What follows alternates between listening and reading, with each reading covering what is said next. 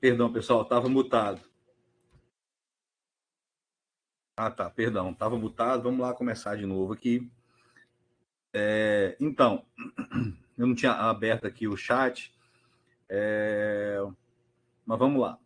Hoje nós vamos falar sobre mais alguns proventos, tá? Mais alguns proventos. E no final nós vamos preparar um exercício para vocês, tá? Esse exercício vai ter uma nota de 0 a 10, simplesmente para eu poder avaliar vocês, tá? Porque eu falei, tá? E eu preciso de um retorno de vocês sobre esse conteúdo. Nós precisamos de um retorno de vocês sobre esse conteúdo, como vocês estão manejando todo esse conhecimento. E eu acho muito importante, pessoal, porque nós vamos sair daqui do IFES, Campus Colatina, e vamos para outra instituição, que é o Polivalente, e vamos orientar essas pessoas lá, tá? Vamos orientar alunos lá, tá? E eu acho isso muito importante. Eu não acho isso trivial, tá? Muito pelo contrário, eu dou um peso muito importante para a gente. Por quê? Porque nós vamos levar conhecimento para essas pessoas, tá? E bem sincero, tem algumas pessoas que vão realmente querer esse conhecimento, vão absorver, tem outras que não vão querer, mas eu acho muito importante a gente se preparar o máximo de excelência possível. Acho que a gente precisa se preparar com o máximo de excelência possível, porque à medida que nós saímos do campus IFES Campus Colatina, nós temos que zelar pela imagem do IFES, levando sempre uma educação de excelência, mostrando que nós somos uma ótima instituição, temos que preservar a imagem do campus Colatina. Então, acho que é dever de todos nós aprendermos esse conteúdo e levarmos no mais alto nível que nós pudermos para o Polivalente aqui de Colatina. Então, pessoal, esse exercício vai nos ajudar, vai nos possibilitar consolidar tudo aquilo que eu falei. Porque, veja bem, se nós vamos ensinar alguma coisa para alguém, tá, que a gente sabe pela metade, se a gente não sabe e sabe pela metade, nós não vamos ensinar bem, tá? Então, nós precisamos sair daqui com isso bem consolidado, manejando muito bem isso aqui, para que as pessoas, para que possamos ser claros e as pessoas possam nos ouvir e aprender com a gente. Para mostrar que realmente o IFES tem excelência em educação. E eu acho que é o mínimo que a gente pode fazer, tá? Pelas pessoas e pela instituição que a gente está, tá? Então, vamos lá? Então, eu espero isso muito de vocês, pessoal. Comprometimento nesse projeto, tá? Então, vamos lá.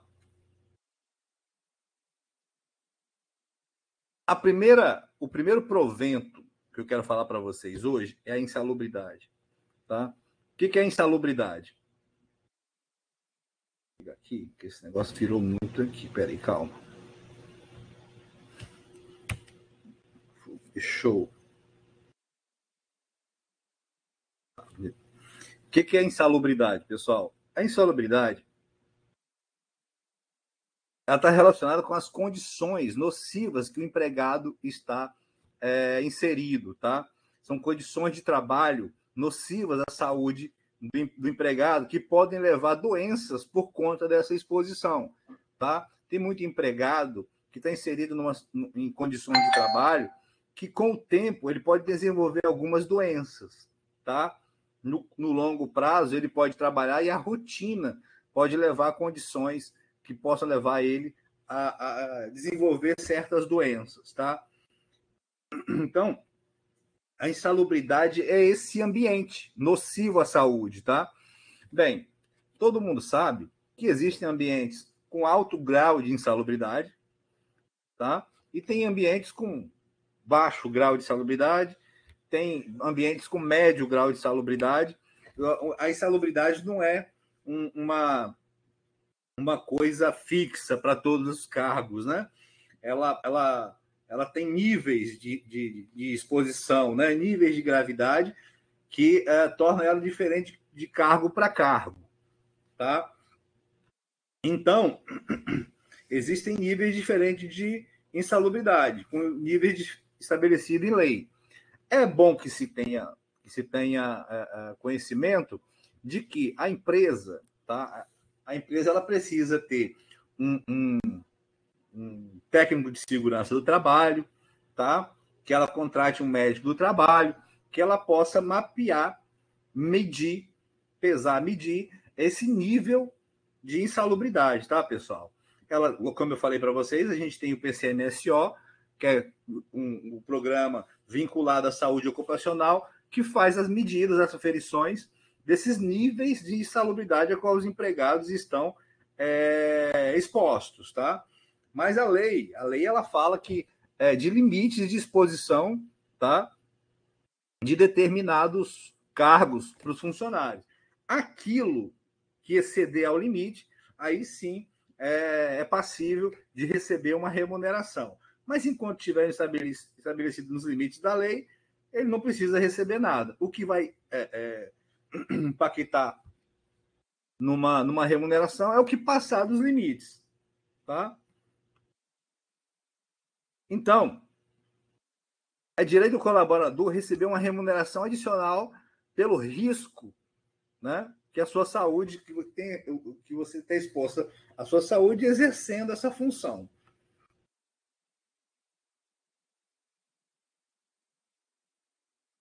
Então, veja bem, mesmo que a empresa adote medidas preventivas, tá, que você adote o EPI, que é o equipamento de proteção individual, mesmo que você isole determinado departamento, tá, algumas atividades ainda podem pode gerar risco de segurança para a saúde e ainda assim ela ultrapassar os limites, né, na medida que determinado técnico de segurança, na medida que determinado engenheiro de segurança fazer determinadas medições, esse ambiente, tá, gente, esse cenário em que está inserido esse trabalhador possa ainda ter graus de insalubridade muito alto, acima dos limites da lei, tá?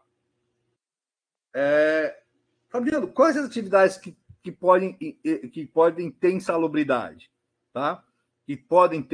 Quais atividades que podem ter riscos, que expõem os empregados a risco acima do que a lei permite? Ruídos contínuos, tá? Ruídos, aquilo deixa a pessoa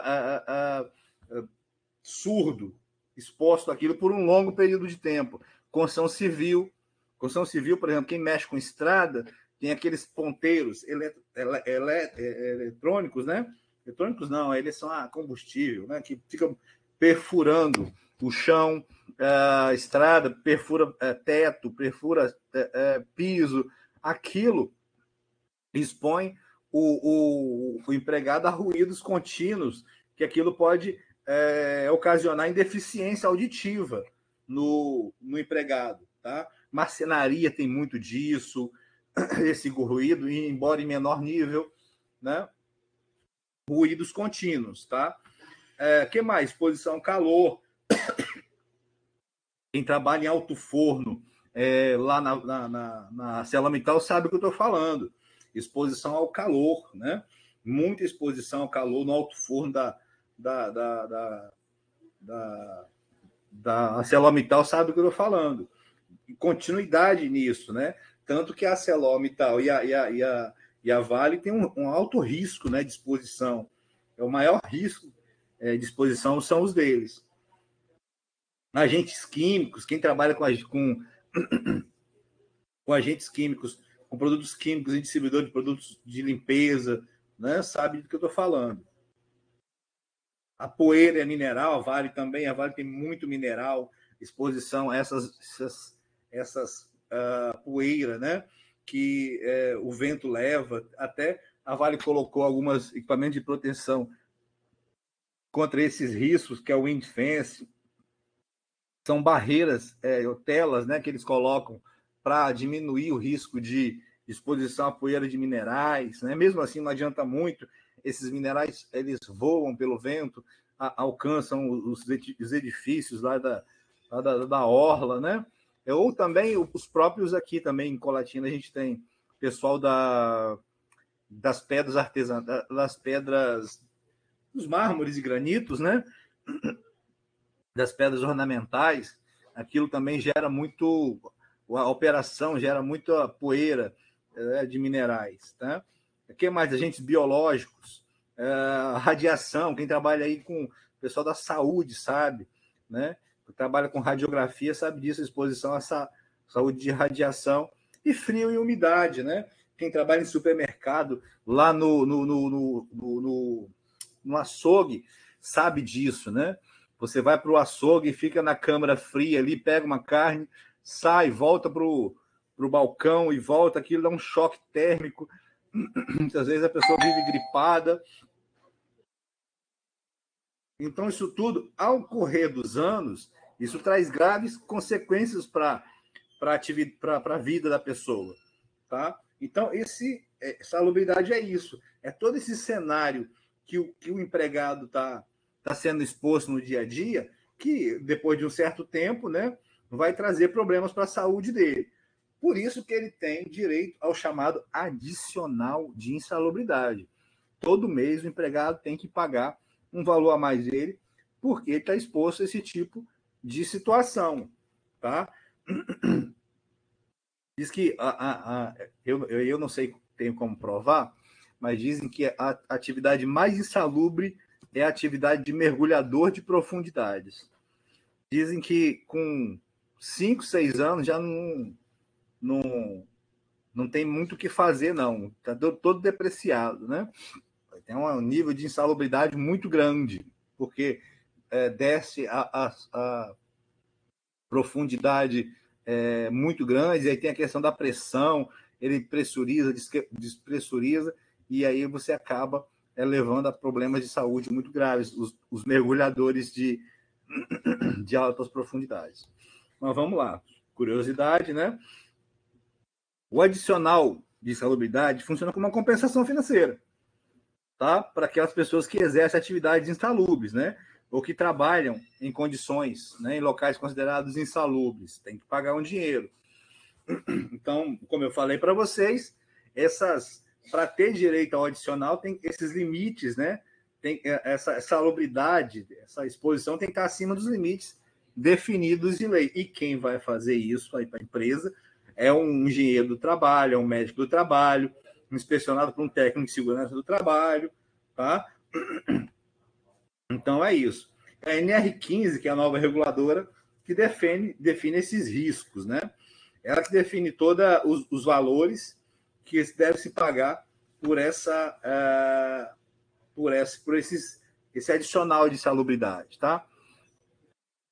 Recentemente, uma alteração na reforma trabalhista 3467 manteve a obrigatoriedade do adicional, mas, porém, abriu possibilidade de negociação individual, ou seja,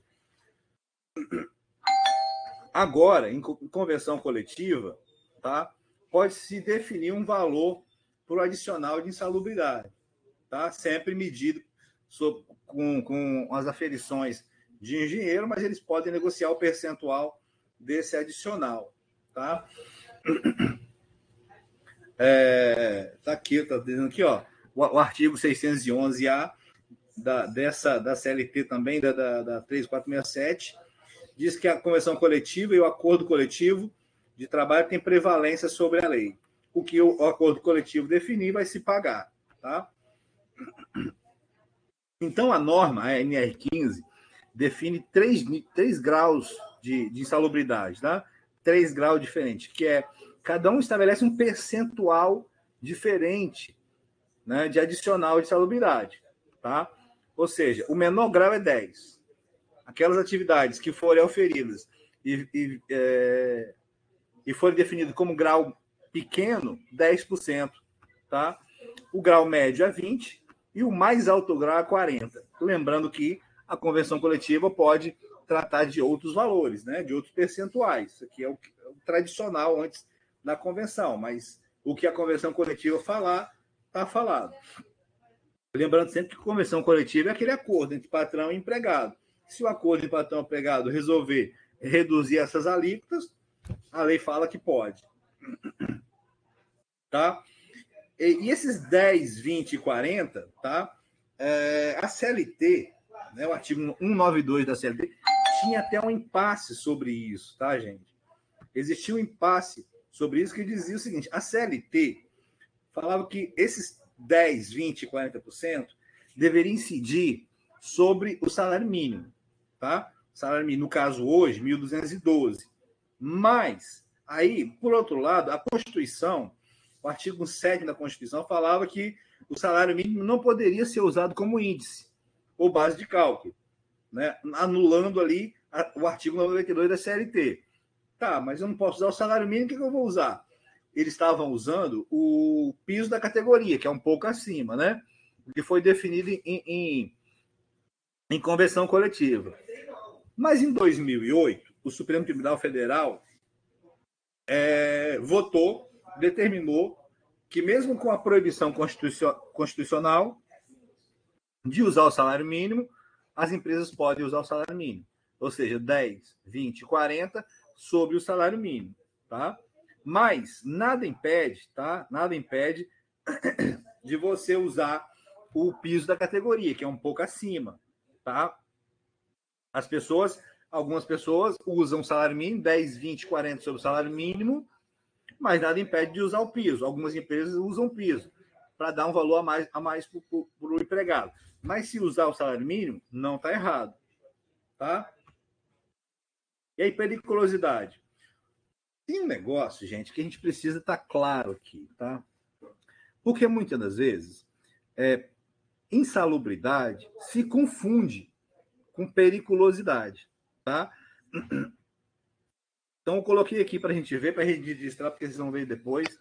Mas os conceitos de periculosidade e insalubridade podem ser confundidos pelos trabalhadores, tá? Mas tem diferença.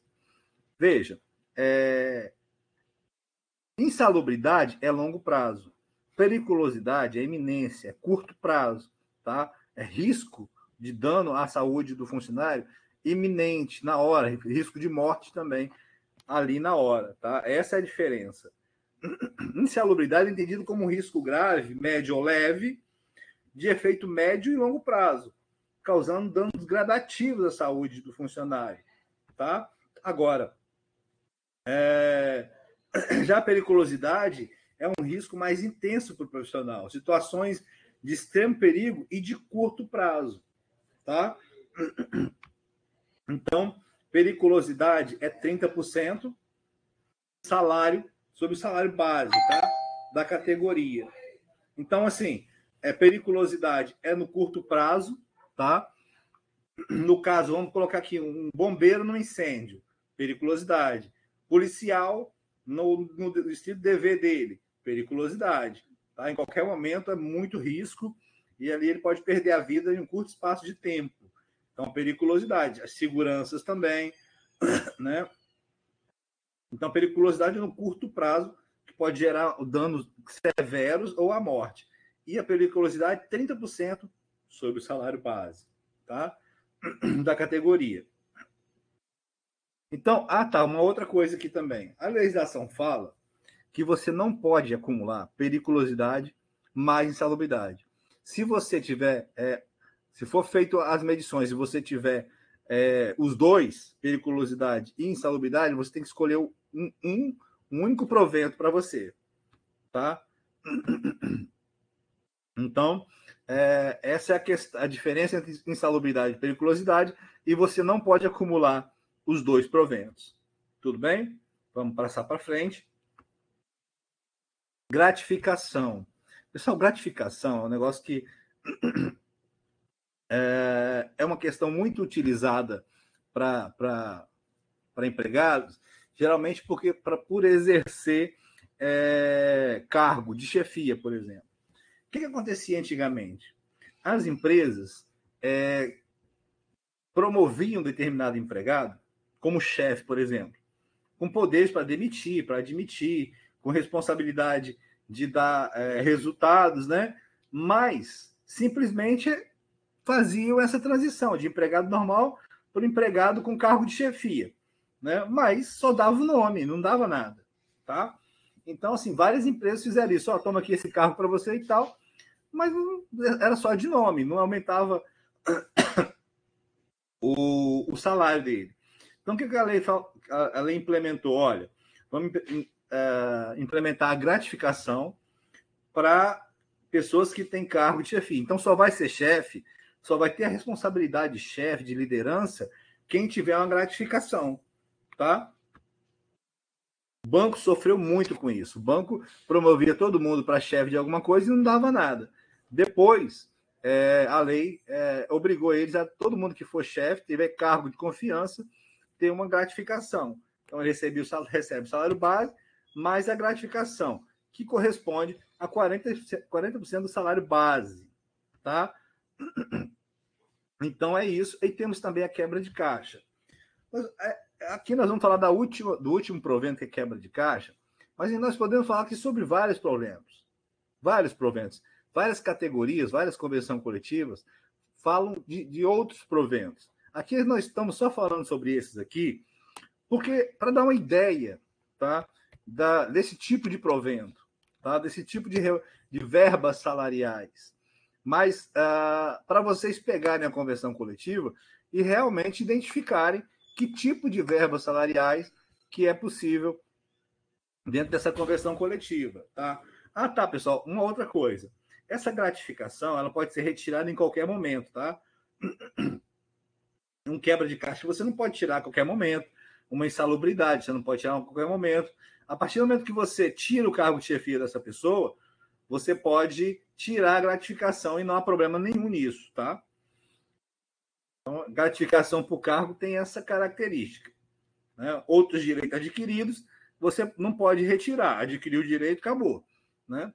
Mas a gratificação, você pode retirar sem prejuízo do direito adquirido. Então, quebra de caixa, por exemplo, no síndico comerciário, é uma remuneração paga às pessoas que exercem posição de caixa, tesoureiro, por exemplo. Por que essa verba salarial existe, a quebra de caixa? Muitas das vezes, as pessoas que trabalhavam em caixa de supermercado, caixa de bar, faltava dinheiro no caixa. Sempre faltava, né? E o empregado tinha que pagar do bolso dele. Tá? Então, o que o legislador falou assim, olha, tudo bem, o empregado vai pagar as possíveis faltas de caixa no final do dia. Mas você vai ter que pagar uma quebra de caixa, um valor a mais todo mês, tá, para ele. Falou para o empregador em convenção coletiva acordou, tudo bem, eu pago, mas se tiver furo do caixa, ele vai pagar com o dinheiro dele. Então, no síndico comerciário, que é a convenção coletiva do comércio,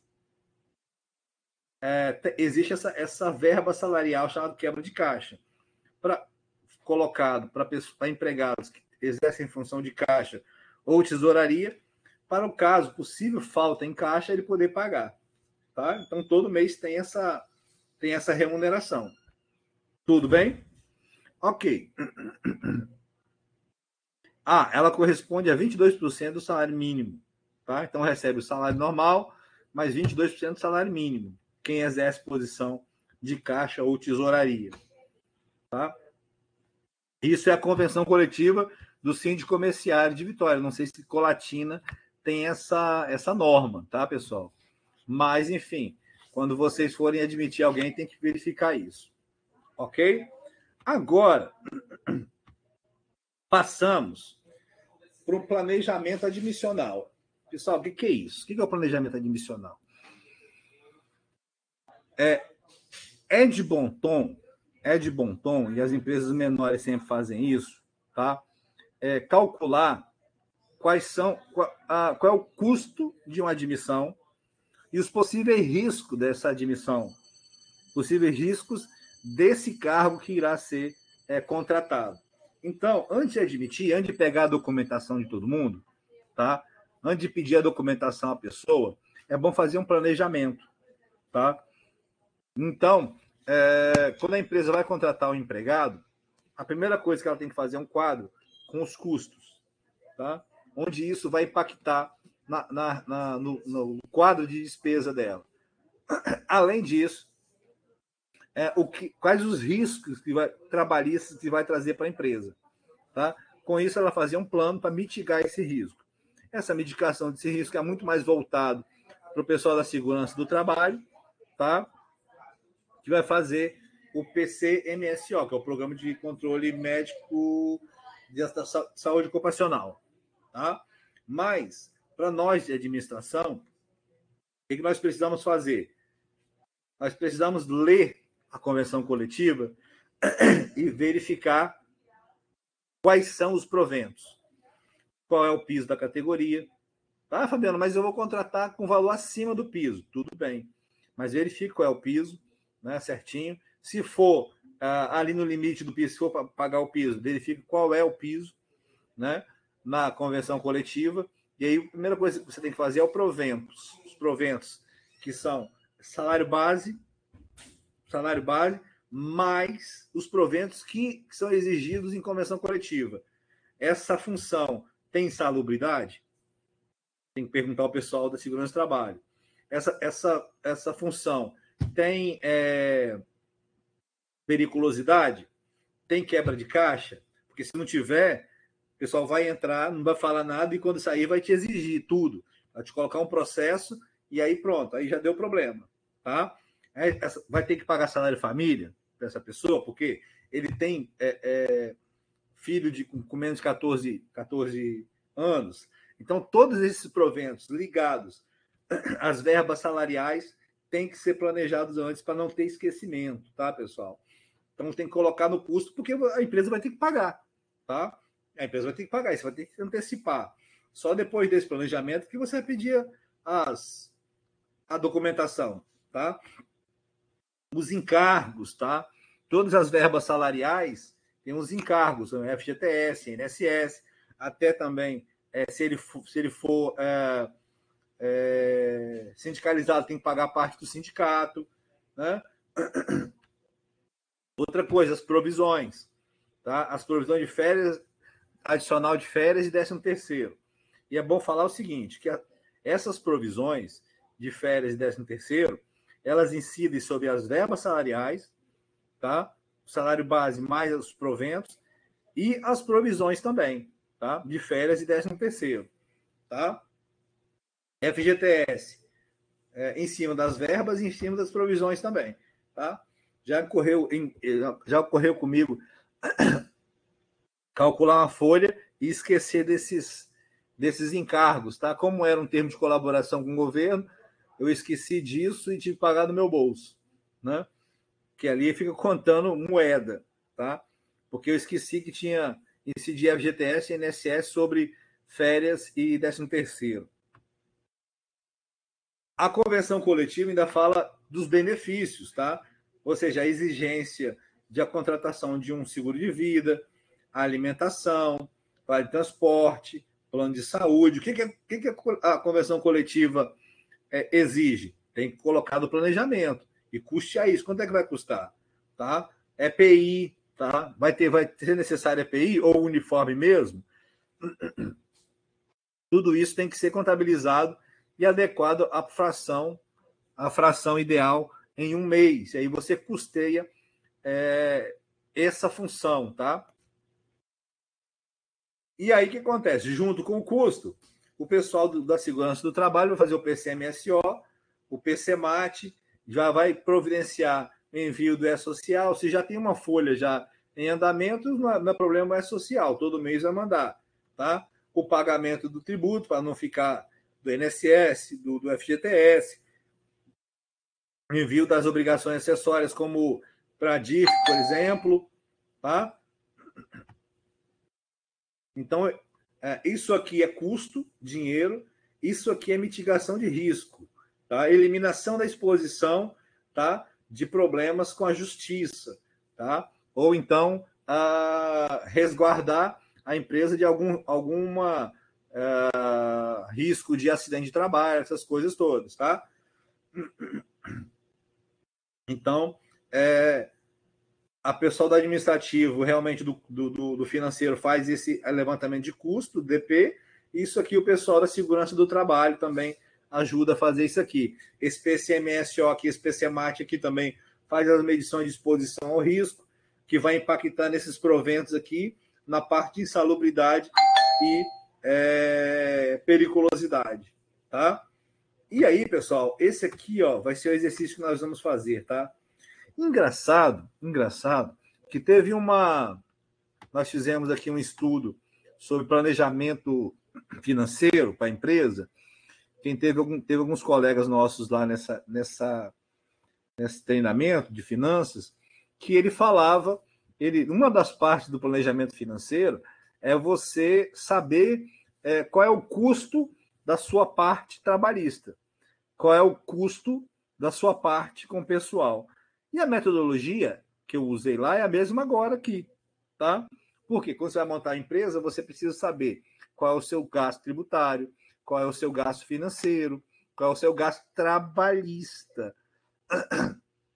Então, aqui nessa metodologia, ele te retorna quanto é que vai custar o seu quadro de funcionário. Se vocês fizessem um plano de negócios, essa peça aqui iria compor o seu plano de negócios. No nosso caso, como eu falei, vai servir para vocês darem a aula no maior nível de excelência lá no Polivalente, né? Porque nós somos IFES, pessoal. Temos que fazer jus a essa confiança que a comunidade tem nessa instituição. Então, o que acontece? Como é que você faz para custear a sua folha? Primeira coisa é ler a convenção coletiva, tá? Leia a convenção coletiva. É chato? É chato. Mas todo empregador tem que saber de cor e salteado a convenção coletiva. Depois da convenção coletiva, lida a convenção coletiva, elege um mês que você vai admitir a pessoa e já coloca do lado a rubrica e o valor. Não vou colocar aqui o valor, só vou colocar a rubrica, tá? Mas se fosse um salário do piso, seria 1.355, né? Ou se fosse acima do piso, R$ 2.000, né? E aí eu ia chegar com os proventos. Tem insalubridade? Não, não tem. Tem salário de família? Tem salário de família. Tem quebra de caixa? Quebra de caixa, né? Se fosse um caixa. Tem outro tipo de provento? A convenção coletiva vai te falar para aquela função específica que você está contratando, tá? Então, você iria ver os proventos. Já iria provisionar 1/12 de 13º, tá? Que é custo em cada mês. Já iria provisionar as férias, ok? Por que você provisiona as férias? Se você já está pagando o salário. Porque, geralmente, quando a pessoa sai de férias, você contrata outra para ficar no lugar dela. Então, já é um custo a mais de salário que você vai ter que gastar, tá? E mais o adicional de férias. O adicional de férias também custeado. O FGTS sobre tudo que está aqui em cima. O INSS sobre tudo que está aqui em cima. Lembrando que, se for empresa do Simples, não tem INSS a parte patronal. Ah, professor, mas o funcionário paga. Tudo bem, mas é custo dele, não é custo da empresa. Tá? Seguro de vida, todo mês tem que pagar a pólice, né? Então tem que colocar aqui. Alimentação, todo mês você vai ter que dar alimentação para o funcionário. Engraçado que o CID comerciário da Vitória não exige alimentação, a Constituição Civil já. Né? Então, por isso que, mais uma vez reforçando, tem que saber a convenção coletiva. A convenção coletiva exige alimentação? Não exige alimentação? Então, tem aqui que reforçar. Vale transporte vai ter, com certeza. Tá? Vale transporte vai ter, com certeza. Vai ter a parte que o funcionário vai descontar do funcionário e o restante é a empresa que paga. Tá? Uniforme, você vai dar uniforme. Então, tudo isso aqui vai dar um total que você vai ter que pagar todo mês. Esse aqui é o exercício que eu vou propor a partir de hoje. É esse quadro aqui que eu vou pedir que vocês façam esse planejamento. E vai valer de 0 a 10. Tá? Elejam um cargo. Esse cargo vai direcionar vocês para uma convenção coletiva.